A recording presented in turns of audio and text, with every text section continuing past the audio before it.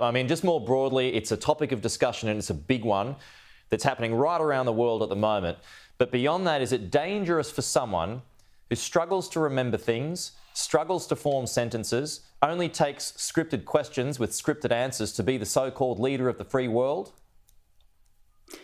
I'm going to take my lead from Julian here. I won't do it often, but I will here. He's absolutely right. I don't think it is healthy for parliamentarians, the other side of the world, to be commenting on who's suitable or not in another democracy. That is entirely for them. But can I say this about the speech? I also thought those were stirring words. And let's think about the connection to Australia. On Anzac Day, you will see thousands of veterans wear their medals, and most of them from Afghanistan wear a blue medal with NATO on it.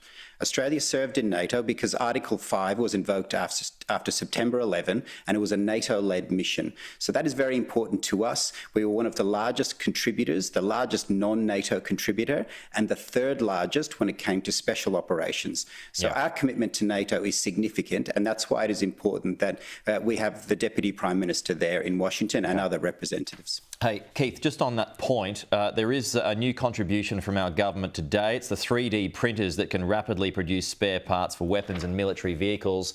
That's Australia's latest contribution to Ukraine. Just before we go, just as a member of the opposition, what do you think about that? I welcome any contribution that helps the people of Ukraine in defence of their nation, that this is a long and protracted war, and they need friends when it gets hardest and at the darkest hour. So I think that is to be welcomed, and it's built upon all of the other commitments that have come before. All right, we'll keep it brief there. Keith, thank you. Julian, I don't need to ask that question because I've already heard from Richard Miles today, so we've got you covered.